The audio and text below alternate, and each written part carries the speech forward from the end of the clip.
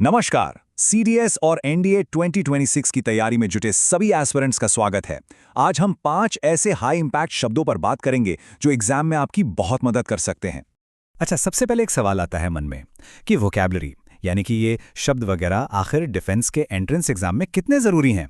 तो देखिए, इंग्लिश का सेक्शन अक्सर गेम चेंजर साबित होता है और उसका भी एक हिस्सा है जो आपकी रैंक ऊपर नीचे कर सकता है। जी हाँ, 20 से 40 नंबर। अगर पिछले साल के पेपर्स का एनालिसिस करें तो अकेले सिनोनिम्स और एंटोनिम्स सेक्शन से इतने मार्क्स आते हैं।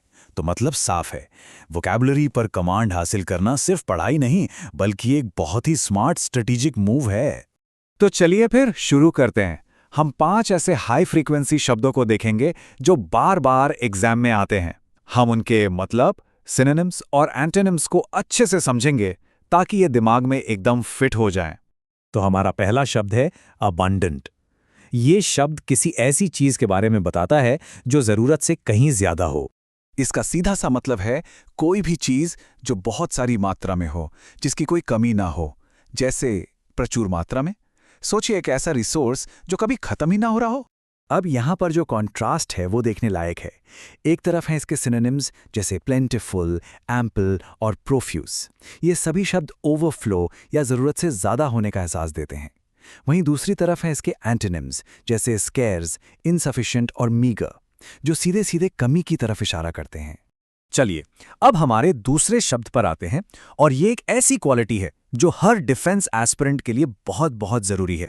देखिए, इसका मतलब है लगातार, पूरी लगन और ईमानदारी से मेहनत करना। मतलब चुपचाप बिना रुके अपने काम में लगे रहना। और ये स्लाइड इस कॉन्सेप्ट को बहुत अच्छे से समझाती है। एक तरफ है हार्ड वर्किंग, इंडस्ट्रियस और परसिवियरिंग। ये शब्द मेहनत और लगन को दिखाते हैं।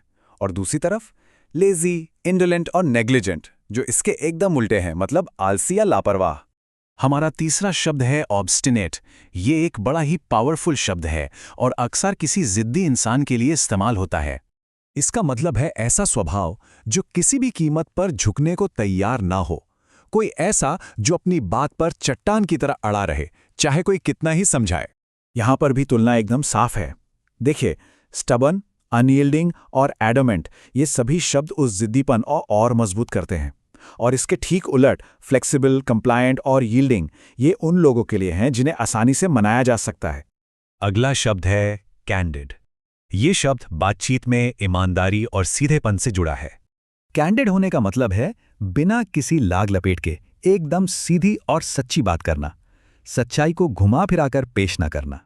तो यहाँ पे जो सबसे जरूरी बात है वो है ट्रांसपेरेंसी, यानी कि पारदर्शिता। ऑनेस्ट, फ्रैंक और ओपन, ये सभी शब्द सीधी और सच्ची बात की तरफ इशारा करते हैं। जबकि इसके एंटोनिम्स डिसऑनेस्ट, सीक्रेटिव और डिसीटफुल इसका ठीक उल्टा बताते हैं, यानी सच्चाई को छिपाना। और हमारा आखिरी शब्द है फीबल। ये शब्द ताकत की कमी को बताता है और एग्जाम के पैसेज में ये शब्द अक्सर मिल जाता है। इस शब्द का मतलब है कमजोरी, शक्ति या बल की कमी। कोई भी चीज जो कमजोर हो, दुर्बल हो। ये तुलना दो एक्सट्रीम्स को दिखाती है। एक तरफ है वीक और फ्रेल, जो इसके सीधे सीधे सिनोनिम हैं, और दूसरी तरफ है स्ट्रॉन्ग और रोबस्ट, जो इसके पावरफुल एंटोनिम्स हैं और शारीरिक शक्ति और अच्छी सेहत को दिखाते हैं। अच्छा, तो इन शब्दों को जान लेना तो पहला स्टेप है, लेकिन अगला और सबसे ज़रूरी स्टेप है ये पक्का करना कि एग्जाम के प्रेशर में ये शब्द याद भी रहें। तो कुछ प्रूवन स्टडी स्ट्रैटेजीज के आधार पर यहाँ 3 स्टेप्स हैं। पहला, एक वोकैबुलरी जर्नल बनाइए। दूसरा, इन शब्दों का इस्तेमाल करके खुद के सेंटेंस बनाइए ताकि इनका कॉन्टेक्स्ट समझ आए। और तीसरा, मॉक टेस्ट और पिछले साल के पेपर्स से रेगुलर प्रैक्टिस करते रहिए। तो बस आज के लिए इतना ही। जाते जाते एक बात पर जरूर सोचिएगा, अगर हर रोज सिर्फ एक नए शब्द पर भी ध्यान दिया जाए तो धीरे धीरे एक बहुत मजबूत वोकैबुलरी तैयार हो सकती है। आपकी तैयारी के लिए शुभकामनाएं। देखने के लिए धन्यवाद।